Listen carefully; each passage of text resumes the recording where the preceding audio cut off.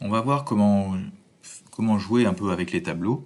Donc ici, on va aller, donc j'ai fait fichier, nouveau VI, et puis après fenêtre, mosaïque verticale pour récupérer les deux fenêtres que vous avez là. Clic droit dans la partie diagramme, structure, boucle for. Je veux un tableau ici avec 10 valeurs, donc clic droit, créer une constante, je vais mettre 10 valeurs. Et je veux que ces valeurs soient de 1 à 10, de 1 à 9, donc clic droit, numérique, je vais rajouter 1 à la valeur de l'itération. Je rajoute 1 à la valeur de l'itération qui est proposée ici. Je voudrais avoir des entiers, donc clic droit sur la constante, clic droit, représentation, je le mets en entier. En sortie de la boucle, clic droit, créer un indicateur, on a un tableau qui est là. Je double-clique dessus et je le récupère de l'autre côté. Je peux le tirer ici. Si on veut l'emmener sur le côté, quand j'ai là, voilà. On a exécuté le programme, on a bien les 10 valeurs.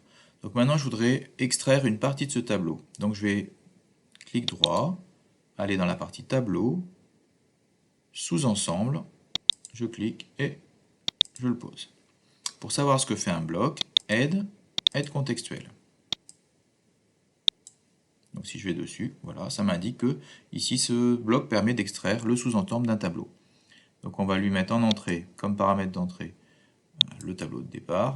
Et moi je voudrais récupérer les valeurs à partir de la 5e valeur. Donc là je vais mettre 4. Et je voudrais créer une constante, je voudrais 5 valeurs. En sortie, clic droit, créer un indicateur. Je dois avoir un tableau. Ok, c'est celui-là. Voilà. Je le prends, je vais le mettre à côté et normalement il devrait commencer, je dis à partir de la 5e valeur, donc ça devrait commencer par là. Et il devrait avoir un certain nombre de valeurs. On exécute, voilà. On a bien récupéré donc un tableau avec 1, 2, 3, 4, 5 valeurs qui commencent à la 5e, après la 4e, là, donc à la 5e valeur. Maintenant, je voudrais mettre ces deux tableaux, les mettre les uns l'un après l'autre. Donc pour ça, on va utiliser clic droit, tableau, construire. On arrive par en dessous et quand on a une double flèche, on peut tirer beaucoup ou un petit peu selon le nombre d'éléments qu'on veut rajouter. Là, je veux juste concaténer deux éléments. Donc je vais aller chercher le tableau, je vais aller chercher le sous-tableau.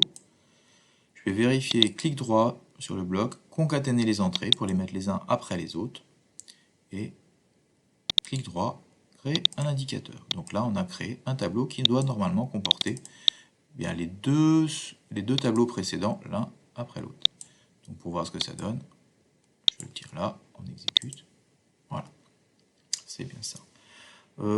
Autre fonction utile dans la partie tableau, connaître la taille d'un tableau. Clic droit, tableau, taille. Donc là, il va nous renvoyer une seule valeur qui est la taille du tableau. Clic droit, créer un indicateur. Voilà. Et donc là, on a la taille du tableau. Il y a bien 10 éléments. Là, on a vu les manipulations simples avec des tableaux à une dimension. On peut aussi avoir des tableaux à deux dimensions. Par exemple, si je fais un CTRL-C, CTRL-V, voilà. Et je recable les deux entrées. Mais clic droit dessus, là, je décoche de concaténer les entrées.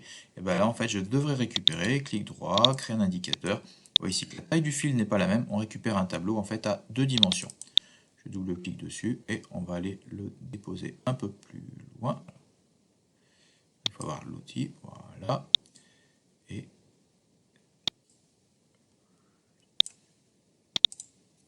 voilà. On récupère en fait bien ici, on a les deux tableaux qui n'ont pas été mis l'un au bout de l'autre, mais en fait qui a créé un tableau à deux dimensions. Voilà. On a vu l'essentiel pour la gestion des tableaux, la taille du tableau, un sous-ensemble d'un tableau, et après construire un tableau. Voilà.